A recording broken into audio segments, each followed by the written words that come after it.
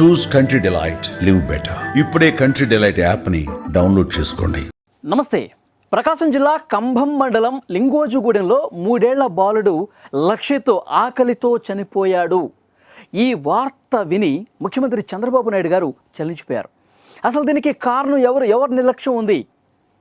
ఈ ఘటనకు సంబంధించి చాలా సీరియస్గా చంద్రబాబు నాయుడు గారు రియాక్ట్ అయినటువంటి పరిస్థితి ఉంది.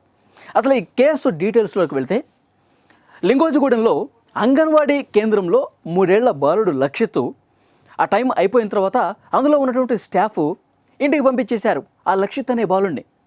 లక్షిత్ అనే బాలుడు తన ఇంటికి వెళ్ళలేకపోయాడు, దారి తప్పాడు. అలా నడుచుకుంటూ ఆడుకుంటూ వెళ్ళిపోతున్న క్రమంలో ఊరి చివరన పొలాల్లోకి వెళ్ళిపోయాడు. అలా 3 కిలోమీటర్ల పాటు నడుచుకుంటూ వెళ్ళిపోయాడు. అంటే ప్రాథమికంగా పోలీసుల దర్యాప్తులో ఆ బాలుడి మృతదేహం ఎక్కడ కనిపించిందంటే, లింగోజుగూడానికి పంట పొలాల్లో 3 కిలోమీటర్ల దూరం వెళ్ళిన తర్వాత సూరేపల్లికి సమీపంలో ఆ బాలుడు వికతి జీవిగా పడిపోయి ఉన్నాడు.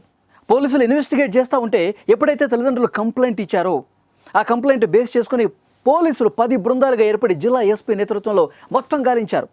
లింగోజుగూడెంలో గాలించారు, చుట్టుపక్కల ప్రాంతాలన్నీ కూడా గాలించారు. ఎక్కడ వెతికినా బాబు కనిపించలా.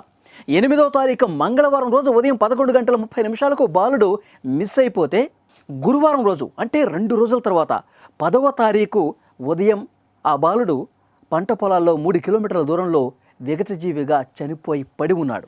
అంటే పోలీసులు ఆన్ ది స్పాట్ ఎక్కడైతే మృతదేహం కనిపించిందో అక్కడే పోస్ట్ మార్టం నిర్వహించారు. అంటే అంతకుముందు చాలా వరకు అనుమానాలు కనిపించినాయి. ఎవరో హత్య చేసి పడేసి ఉంటారు, ఎవరో గిట్టని వాళ్ళు బాబుని చంపేసి పడేసి ఉంటారు, వీరి తల్లిదండ్రుల మీద ఎవరికైనా కక్ష ఉండుంటుంది, లేదంటే కుటుంబ సభ్యులు కూడా కోణం ఉందా. సో అన్ని కోణాల్లో దర్యాప్తు చేశారు, పరిశీలించారు.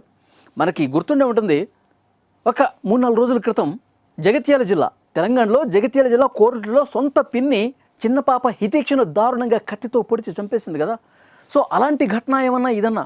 అదే రకంగా కుటుంబ సభ్యులే ఎవరైనా, బంధువులే గిట్టని వాళ్ళు ఏమైనా చంపేశారా, ఏమైనా ఈ అగత్యానికి పాల్పడ్డారని చెప్పి ఆ కోణంలో కూడా దర్యాప్తు చేశారు. కానీ హత్యకు సంబంధించిన ఆనవాళ్ళు ఏమీ కనిపించలా. ఆ బాలుడి మీద ఎలాంటి గాయాలు లేవు, ఎలాంటి కత్తిపోట్లు లేవు. పేక పీసికి చంపేశారు అని కూడా కొంతమంది అనుమానం వ్యక్తం చేశారు. కానీ అది కూడా పోస్ట్ మార్టంలో ఎక్కడా బయటపడలా, ఎలాంటి గాయాలు కాలేదు. కానీ ఆ బాలుడు 8వ తారీఖు తప్పిపోతే, కనిపించకుండా పోతే 10వ తారీఖు ఈ మృతదేహం కనిపిస్తే, అంటే ఆ 8వ తారీఖే చనిపోయి ఒకవేళ బాబు ఉంటే, ఎవరైనా చంపి 8వ తారీఖే పడేసి ఉంటే 2 రోజుల సమయం అవుతుంది, ఆ మృతదేహం కుళ్ళిపోయి ఉంటుంది. కానీ పోస్ట్ మార్టం చేసేటువంటి వైద్యులకి అర్థమైంది, ఆ బాలుడి మృతదేహం అనేది కొంత ఫ్రెష్గా ఉంది, అంటే చనిపోయి కొద్ది గంటలే అవుతుంది. ఈ సమాచారం ఆ పోస్ట్ మార్టం రిపోర్ట్లో బయటపడింది.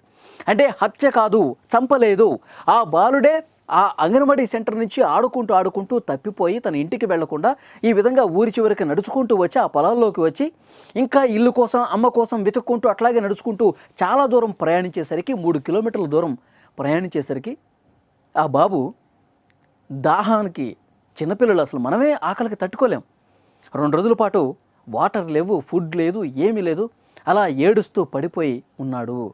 ఆకలితోనే, ఆకలి దప్పికలతోనే ఆ బాబు చనిపోయాడు అని చెప్పి ప్రాథమికంగా సమాచారం వస్తుంది. తల్లిదండ్రులు బోరున విలపిస్తూ ఉన్నారు, కన్నీళ్లు పెట్టుకుంటున్నారు, గుండెలు బాదుకుంటూ రోధిస్తూ ఉన్నారు. ఒకటే ఒక విషయం ఈ కేసులో కనిపిస్తూ ఉంది. అంగన్వాడీ సెంటర్లో ఉన్నటువంటి ఆ స్టాఫ్ ఎవరైతే ఉన్నారో, పిల్లల్ని తల్లిదండ్రులకు అప్పగించాల్సిన బాధ్యత వాళ్ళకి లేదా?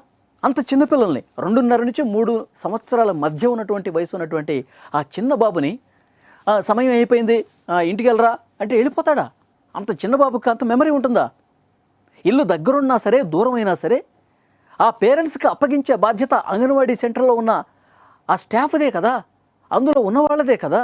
సరే, తల్లిదండ్రులు రాలేదు పిల్లలు తీసుకెళ్ళడానికి, మీరు ఫోన్ చేయండి.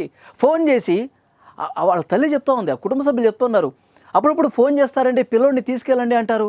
కానీ ఆ రోజు అసలు ఫోనే చేయలేదు, పట్టించుకోవాలా. ఆ పిల్లల్ని ఇంటికి వెళ్ళని చెప్పి ఇట్లా వదిలేశారు. పాపం వాడే ఎట్లానే పోతాడు, ఎట్లా నడుచుకుంటూ పోతాడు, ఇంత నిర్లక్ష్యమా? సో చాలా సీరియస్గా యాక్షన్ తీసుకోవాల్సినటువంటి అవసరం కనిపిస్తుంది. ఆకలితో 2 రోజులండి. మంగళవారం ఉదయం 11:30 అతను ఆ పొలాల్లో పడి వెళ్తే ఆ చిన్నబాబు వాటర్ దాహం వేస్తుంది, ఆకలి వేస్తుంది, అమ్మ అమ్మ అని చెప్పి ఎంత రోధించాడు. ఆ సమయంలో ఎవరూ చూడాల, ఎవరికీ కనిపించలేదు. అక్కడే ఏడుస్తున్నాడు, అక్కడే పడుకున్నాడు, ఆ పంట పొలాల్లోనే, నిర్మానుష ప్రదేశంలో. ఎంత భయపడి ఉంటాడు. మొదటి రోజు పూర్తిగా ఏడుస్తూ ఏడుస్తూ అలాగే పడుకొని ఉంటాడు, చీకటి పడి ఉంటుంది, ఒక్కడే ఉన్నాడు. 3 సంవత్సరాల బాబు. ఎంత భయం వేసి ఉంటుంది. నా అమ్మ ఎటుపోయింది, మా వాళ్ళందరూ ఏం కనిపించట్లేదు, ఎటుపోయారు, నా కోసం ఎవరు రావట్లేదేంటి, ఎంత భయపడిపోయి రోధించుంటాడు, ఏడ్చుంటాడు. ఎంత దాహం వేసి ఉంటుంది, ఎంత ఆకలి ఉంటుంది.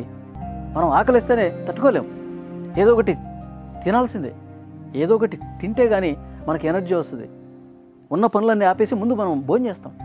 అలాంటిది అంత చిన్న బాబుకి ఆకలితో ఎంత అలమటించి ఉంటాడండి.